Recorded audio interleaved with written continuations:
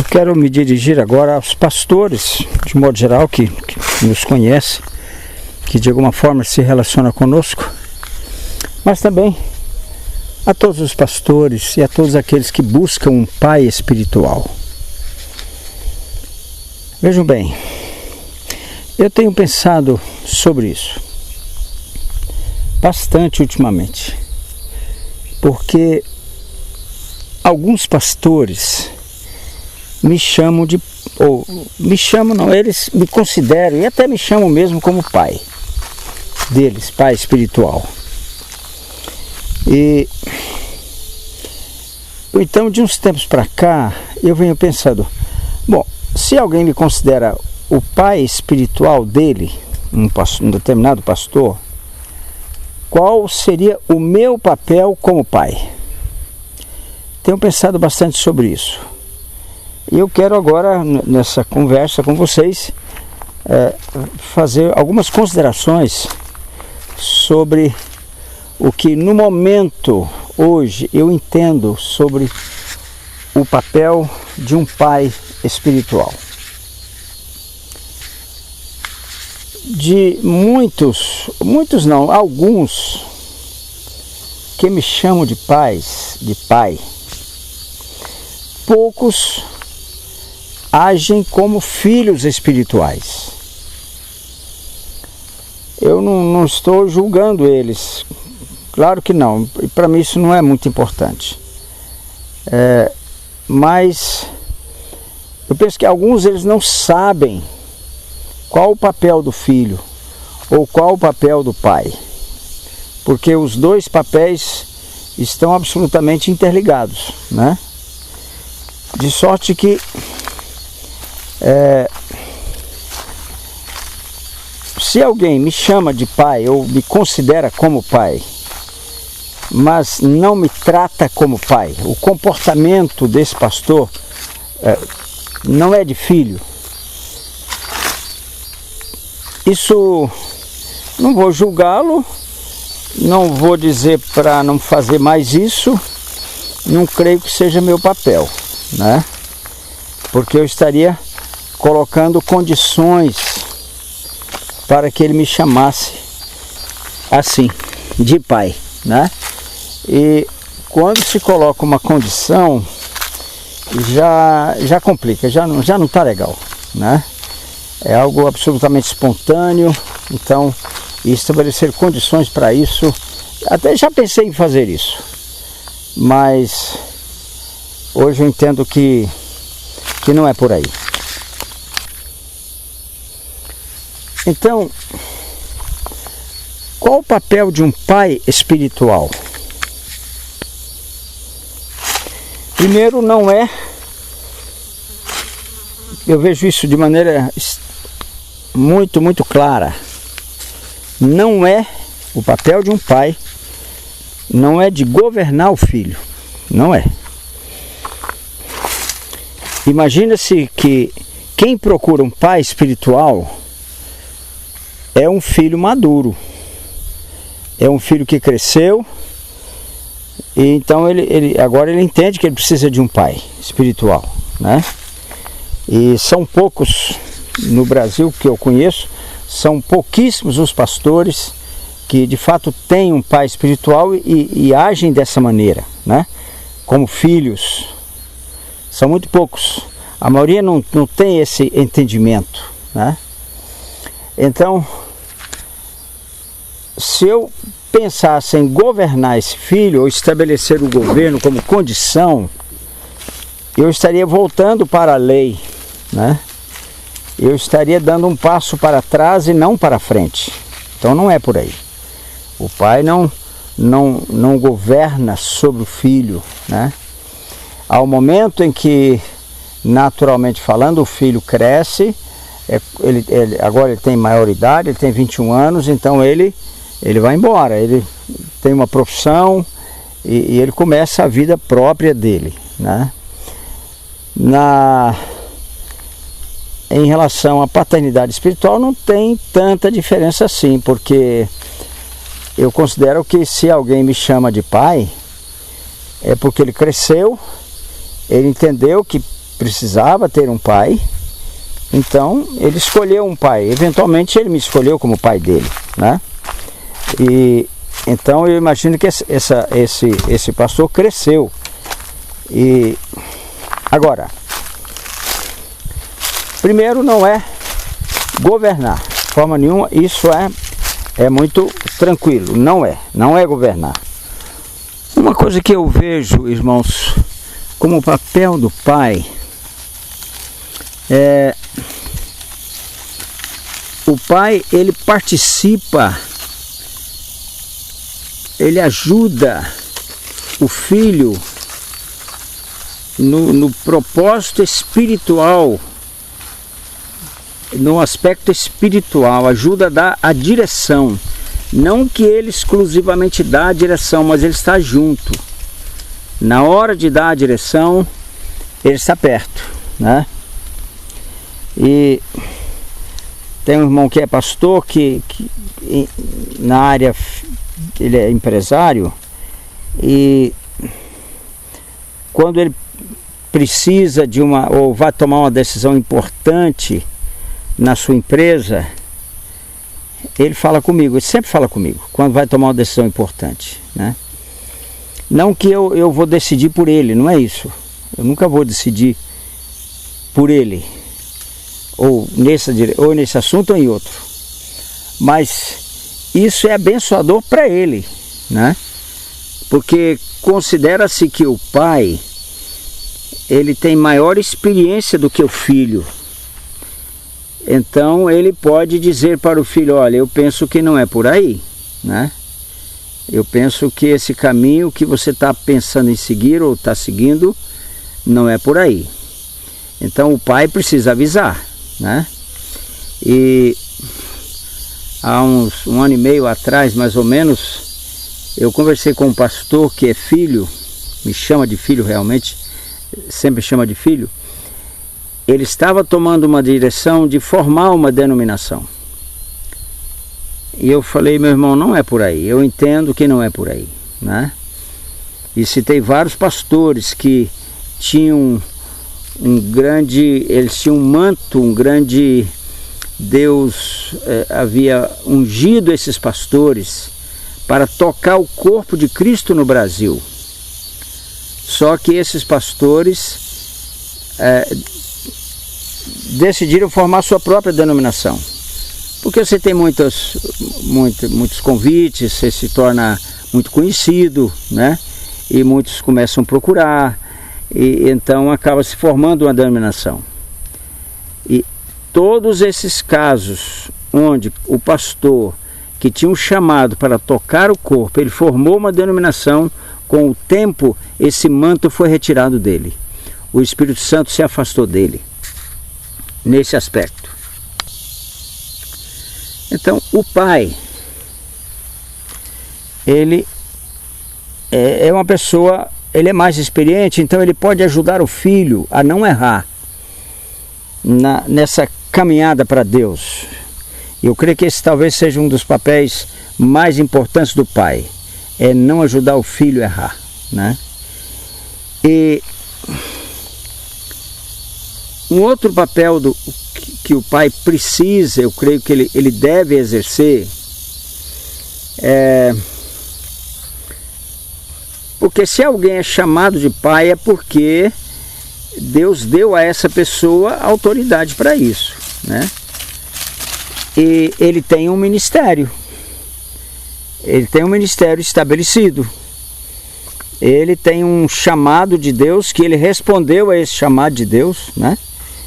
E eu creio que no meu caso, alguns me chamam de pai, porque conhecem o meu ministério, aquilo que Deus me confiou há 20 anos atrás, né? A MCM, então, e foi algo assim que Deus abençoou, Deus aprovou, Deus honrou, né? Cresceu e tem crescido e tem abençoado o corpo de Cristo, né? Então, por isso, a pessoa me chama de pai por causa disso. Agora, aí tem uma questão. O filho não precisa ter o mesmo ministério do pai, evidentemente, mas é necessário que haja aí uma correlação ministerial. é o corpo. O corpo precisa funcionar. Por um lado, alguém é filho e alguém é pai. Mas ambos são corpo. Corpo de Cristo. E não há possibilidade de alguém se tornar filho se tornar ao mesmo tempo, porque veja bem, nós somos livres. Você, filho, é livre. Eu, pai, no caso, também sou livre, mas eu não posso ser independente. O filho também não deve ser independente. Então eu penso que precisa haver pontos de ligação. Eu creio que essa palavra é boa. Pontos de ligação ministeriais. Pontos de ligação onde o ministério do filho soma com o ministério do pai, o ministério do pai soma com o ministério do filho. São pontos de ligação, né? Esses pontos de ligação devem acontecer também com outros ministérios, né? E porque geralmente, os ministérios maiores, um pastor, por alguma razão, ele tem um talento maior para crescer, ele tem uma capacidade maior de liderança, né? Então esse pastor, ele cresceu mais, o ministério dele cresceu mais, às vezes cresceu muito mesmo, né? E como cresceu muito, e as janelas que vão se abrindo, as janelas ministeriais são muito grandes, ou são muito numerosas, melhor dizendo, então ele acaba assumindo o seu próprio ministério e se esquece de ligações paralelas, especialmente com aquele que ele nomeou como seu pai, né? Isso tem acontecido comigo e com outros que eu vejo que o ministério cresceu, ele não tem aquela necessidade, né? Então, é necessário que haja, até porque, se isso não houver, se o filho não tiver uma boa ligação ministerial com o pai, é claro, eu disse, são independentes, são livres, mas não independentes. É preciso haver, por exemplo, na MCM, tem alguns pastores que não são pastores aqui da sede da MCM, não. Mas são pastores que têm uma ligação, são pastores de igrejas, têm ligação profunda com a MCM. E essas ligações que eles têm com a MCM são muito abençoadoras para mim. E eu preciso disso. Só que eles também precisam. O filho nunca pode dizer ao pai, eu não preciso mais de você. Jamais. Só que alguns que me chamam de filhos, ministerialmente, eles agem como se não precisasse mais de um pai. E aí, a chance dele errar, dele cometer erros ministeriais, até desvios, é muito maior. Há pastores, esse é um outro aspecto. Há pastores que me chamam de pai, ou me consideram assim, mas eles também têm aqueles que os chamam de filho, de pai, eles próprios, ou consideram como pais, né? E uma questão melindrosa, perigosa, uma questão muito sensível está ligada à área do dinheiro quando se fala de pai e filho, né? Eu vejo alguma base bíblica para que o filho, por exemplo, primicie no pai. Eu vejo alguma base bíblica para isso, né? Eu poderia citar aqui isso, mas eu estou falando para pastores, eu não preciso citar especificamente, né? Assim, esse aspecto. Vocês sabem o que eu estou falando. Há alguma base bíblica. Mas também há alguma base bíblica para que o pai abençoe o filho. Eu vejo isso também.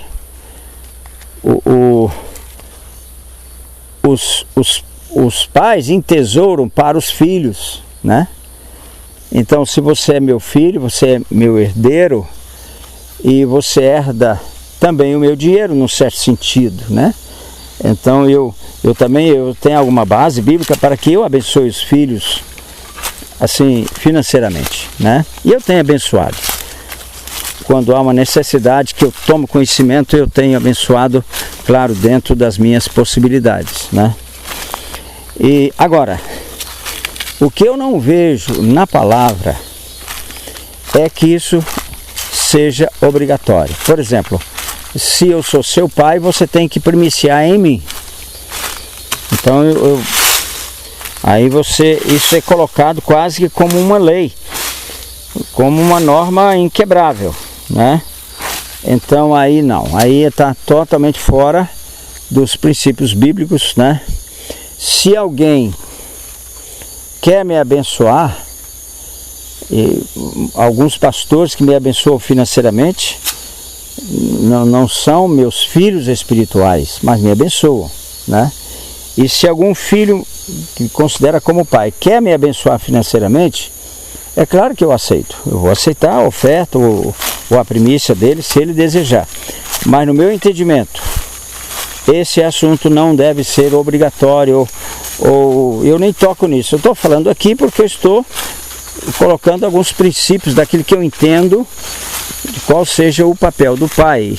E, evidentemente, ao falar do papel do pai, tem que falar do papel do filho. Não tem como separar isso completamente, né?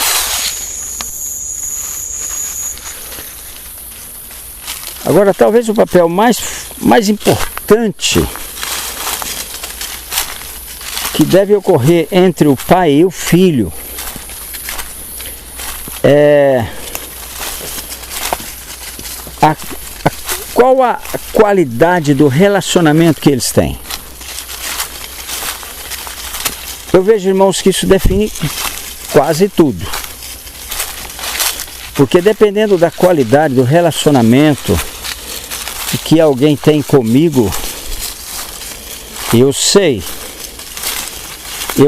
se ele está me usando, querendo me usar, eu sei se ele está sendo sincero, eu percebo isso, né? E em alguns casos é muito evidente, né, que há sinceridade ou que não há sinceridade naquele tipo de comportamento, né? Há um tipo de comportamento um pouco lisonjeiro. Isso me preocupa porque a lisonja é uma coisa, meu Deus, é uma coisa que fala de um caráter muito comprometido com o erro, né? E então eu prefiro alguém que olhe no meu rosto e diz: olha, não é por aí, você tá errado. Eu prefiro essa pessoa, né? Do que tem a tendência de me aprovar em tudo, porque eu posso errar, né? E quem eventualmente quer me aprovar em tudo não vai me ajudar, né? Então, esse relacionamento do pai com o filho tem que ser um relacionamento de perto, espiritualmente de perto, e se possível fisicamente também de perto, né? E hoje relacionar é coisa tão fácil, né? E criarem um tal de WhatsApp, meu Deus, esse negócio, eu até já pensei em voltar a usar celular por causa do WhatsApp.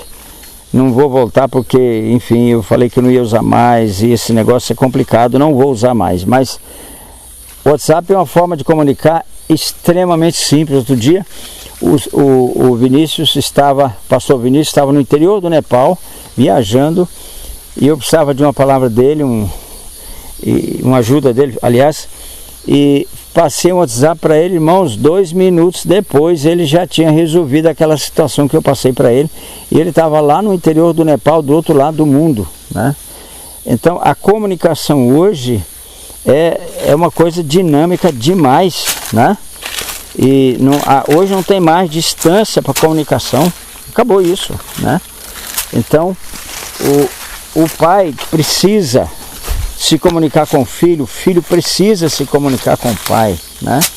E estarem próximos espiritualmente, né? E sendo ajudados mutuamente. Eu preciso da ajuda dos meus filhos espirituais, só que eu também quero ajudá-los, né? E na medida que eu puder, eu vou ajudá-los, né?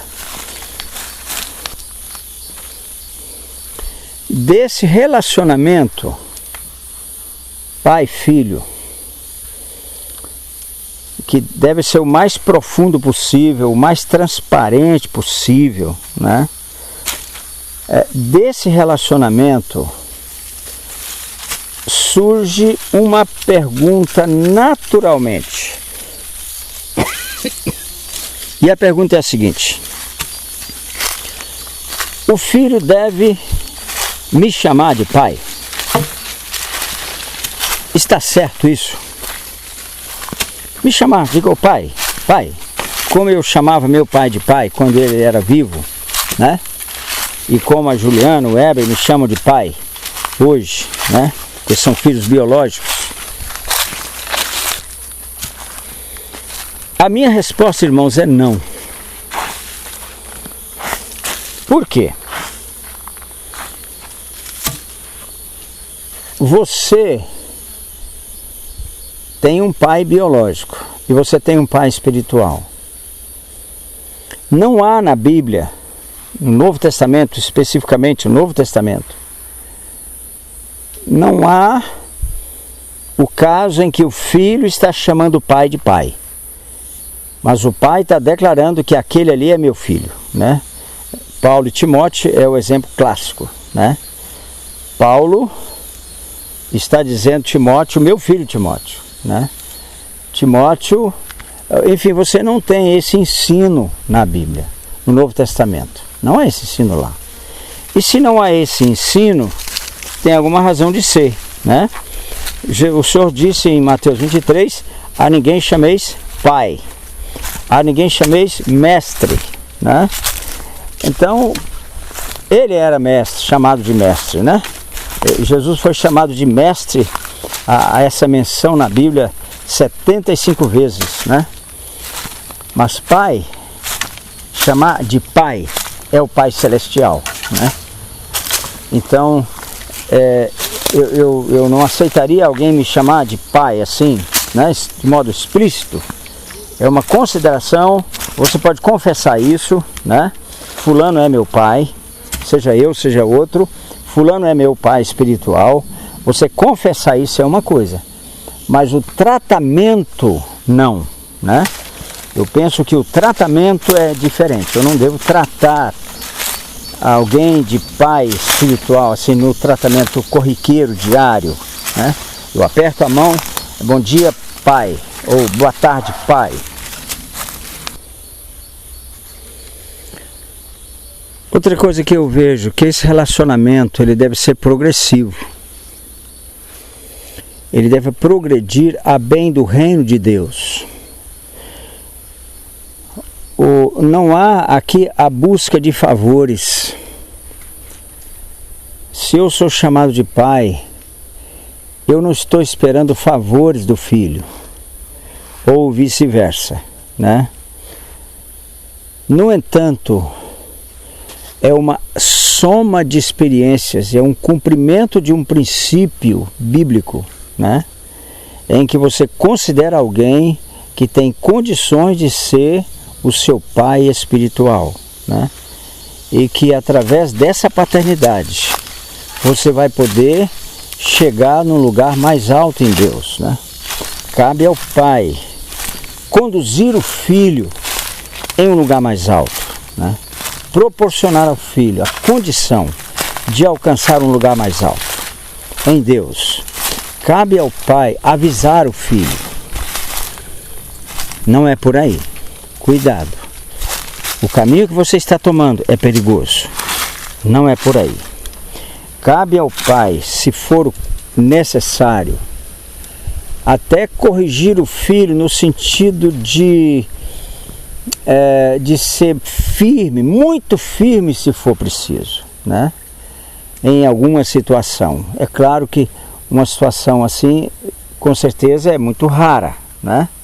Ela é extremamente rara, mas pode acontecer, né? De ser necessário que o pai tome uma atitude muito forte com o filho, né? Em circunstâncias absolutamente inusitadas. Pode ser necessário que isso ocorra, né? Então, irmãos, são algumas considerações rápidas, ligeiras, pensando no papel do pai em relação ao seu comportamento diante de alguém, de um pastor que o considera como pai, né? Confesso que eu estou aprendendo. Confesso que não sei muito sobre isso. E confesso que eu até tenho um certo constrangimento no meu coração quando alguém me escolhe como pai. Eu fico pensando, puxa, será que ele não errou, né? Porque eu não sei ser pai, eu tenho dificuldade de ser pai, eu tenho que aprender a ser pai. Enfim, é mais ou menos isso que eu queria colocar nessas considerações. Uma coisa, irmãos, que eu ia me esquecendo de dizer sobre o meu papel, especialmente o meu papel, é que eu tenho um chamado profético e meu chamado original é de mestre, né? O Senhor tem me ensinado algumas coisas na palavra, eu gosto muito de estudar a palavra, mas junto a isso, né, eu tenho também um chamado profético e um chamado apostólico, né? E então, por causa desse chamado profético, muitas vezes eu acabo me destemperando com alguns, ou nas ministrações. Eu percebo que às vezes há um certo destempero nas ministrações, né? Mas o profeta é assim, né? O profeta vai logo dizendo vacas de Bazã, né? Ele vai logo dizendo raça de víboras, né? Então é a própria natureza do profeta, né? Ele é radical, né? O profeta é muito radical. E eu tenho tentado buscar um pouco mais de equilíbrio nas minhas palavras, né? Eu me lembro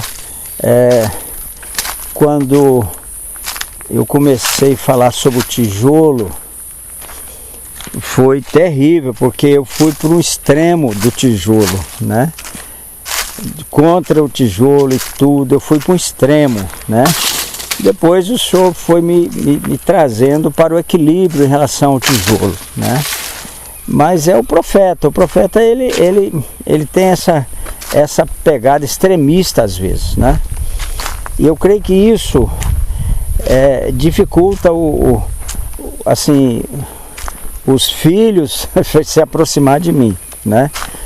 Ou até me convidar para pregar na igreja deles, por exemplo. Eu não estou preocupado com isso não, eu não peço isso, não é que eu estou fugindo de microfone, mas hoje eu estou realmente, enfim, vocês me conhecem, sabem da minha posição quanto a isso, né?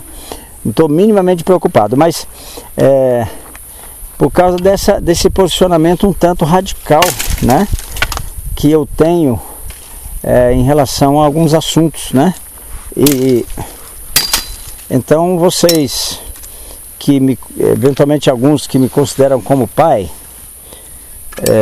por favor, vão tendo paciência, porque isso eu sei que às vezes dificulta que os filhos se aproximem de mim e talvez até, não sei, eles não falam, mas talvez alguns até se afastaram completamente de mim por causa desse comportamento profético radical que às vezes a gente tem, né? Uma palavra bastante difícil às vezes de ser ouvida, né? Então, irmãos, Amós, o pessoal na época dele falou: não toleramos esse homem não, esse homem tem que sair da terra, não dá para tolerar ele não, né? Então o profeta é assim, né? Então, se você ainda me aceita como seu pai, ou deseja que eu seja seu pai, tem que engolir esse aspecto de alguma forma, né? E a todos eu quero dar uma liberdade. Liberdade de se dirigir a mim, ou pessoalmente, ou através da internet, ou WhatsApp, de alguma forma, né? Da maneira que você achar melhor. Você tem toda a liberdade de se dirigir a mim, se você achar que eu errei, né? Eu preciso da ajuda dos meus filhos, dos meus amigos, daqueles que amam o reino, né?